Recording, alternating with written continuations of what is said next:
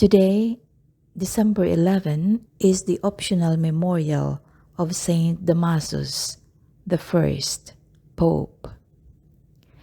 Damasus reigned in the era when the popes died in their beds. The long winter of Roman oppression had ended.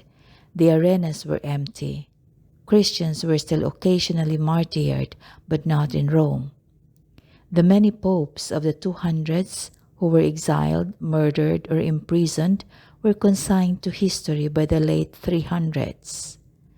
The Church was not merely legal by Damasus' time, but was established by decree in 380 as the official religion of the Roman Empire. The slow motion crumbling of paganism was such that Christian senators and Pope Damasus petitioned the emperor that the prominent and famed altar of victory in the Senate be removed. The request was granted. No more Vestal virgins, pagan priests reading entrails, a Pontifex Maximus, or auguries either. The Church was in the ascendancy. As Rome's military prowess deteriorated and the Eastern Empire was theologically mangled by the Arian controversy, the Bishop of Rome's importance swelled. Pope Damasus rode the first wave of these historical and religious trends. He was perhaps the first pope to rule with swagger. Damasus was of Spanish origin, and his father was likely a married priest serving in Rome's Church of the Martyr Saint Lawrence. Damasus was probably a deacon in that same church. He was elected Bishop of Rome in 366, but not without some controversy. A rival was aggressively supported by a violent minority who defamed Damasus, though they never removed him.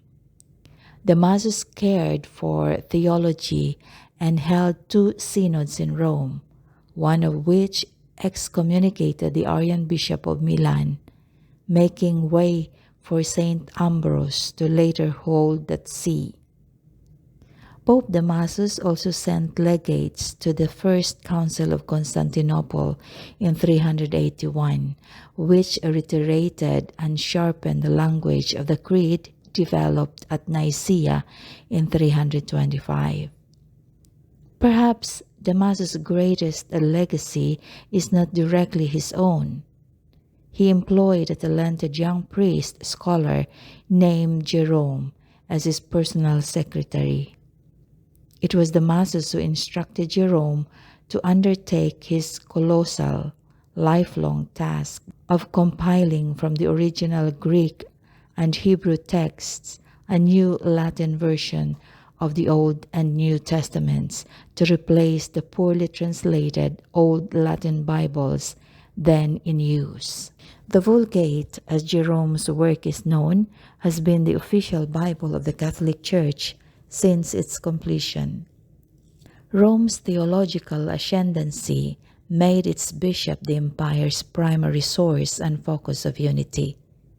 This, in turn, led to accusations, first aired in Damasus' time, that Rome's prelates live in excessive grandeur. One pagan senator said mockingly that if he could live like a bishop, he would gladly become a Christian. Similar charges would hound Rome throughout history, but Damasus strictly enforced a decree prohibiting clergy from accepting gifts from widows and orphans, and he himself lived a holy life. He restored his father's house church, now called Saint Lawrence in Damasus. The church still reflects its origins and is found inside of a large building, just as the house church would have been.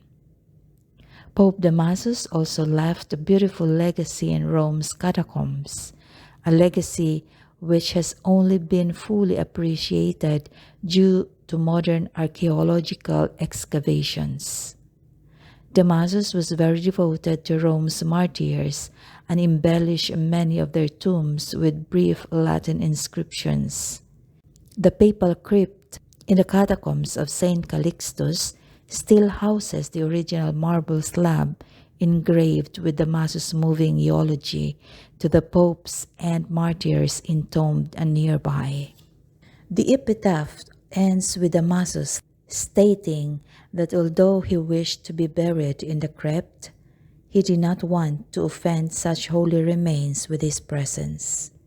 But Damasus composed his most tender epitaph for his own tomb. He who walking on the sea could calm its bitter waves. He who gives life to dying seeds of the earth. He who has able to loose the mortal chains of death, and after 3 days of darkness could bring forth the brother for his sister Martha. He, I believe, will make Damasus rise anew from his ashes. Damasus was clearly a Christian first and a Pope second.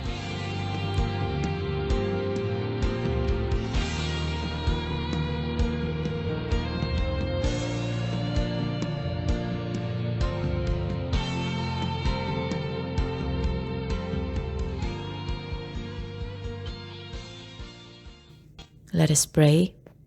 Saint Damasus, you led the Church with a mixture of theological acumen, administrative competence, holy witness, and artistic flourish.